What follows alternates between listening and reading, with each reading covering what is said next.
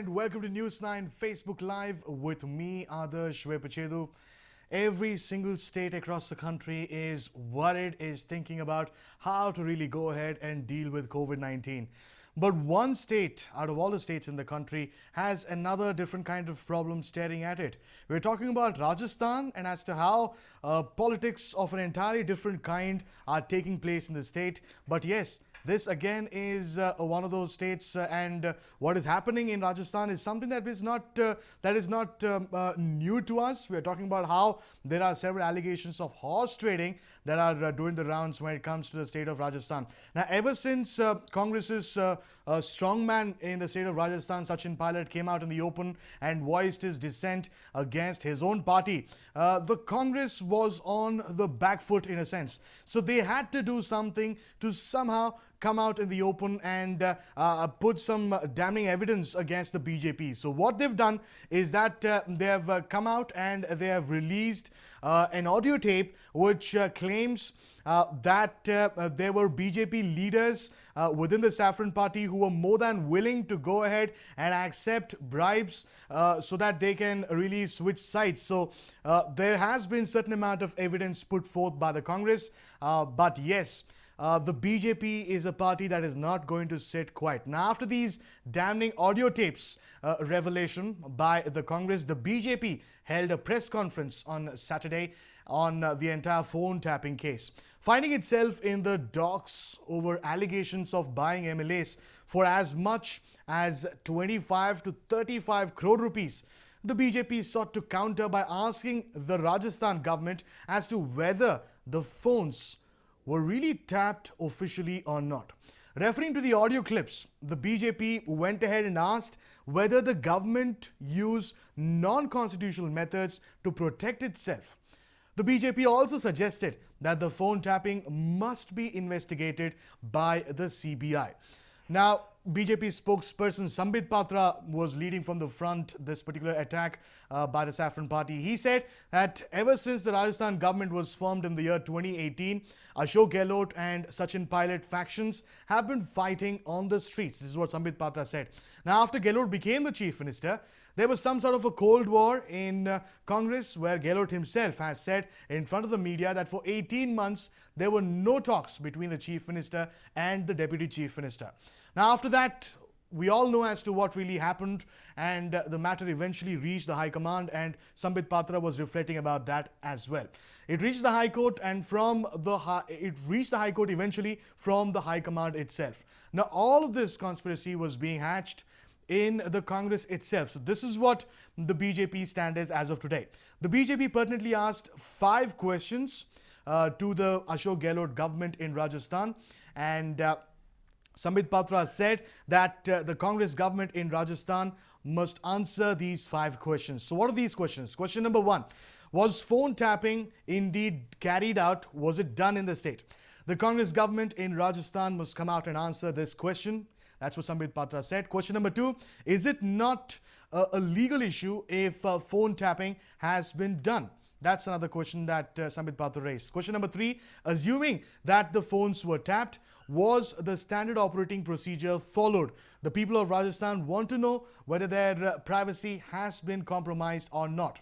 That was question number 3 from Sambit Patra. Number 4, did the Congress government in Rajasthan use unconstitutional ways to save themselves when they found themselves cornered?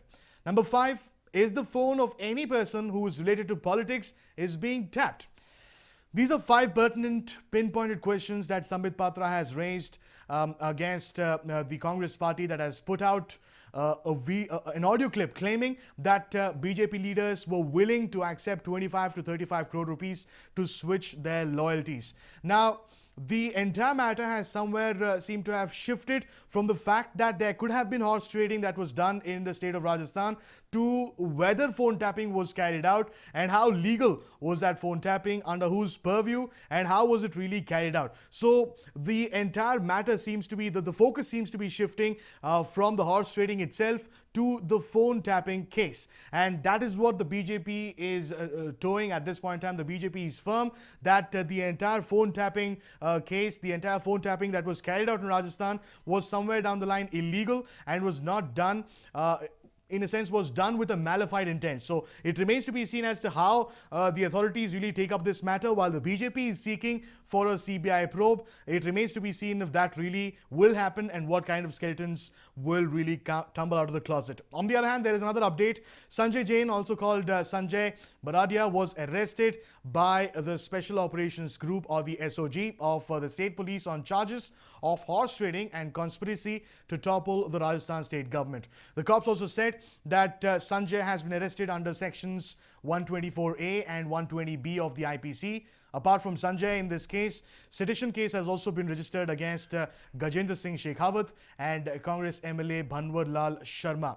Now, on the 10th of July, police caught Ashok of Udaipur and Bharata of Bivar, all of it in connection with the audio gate, with the audio clip that has been released by the Congress. A few names are already out as to how a few BJP leaders, in a sense, looked interested or sounded interested to consider that offer of 25 to 35 crore rupees that apparently Congress was offering. So names have been out on that front as well. So all in all, looking at how the entire country is dealing with the COVID-19 pandemic, on the other hand, in that one state, Rajasthan, you have really something completely bizarre, completely different that is happening.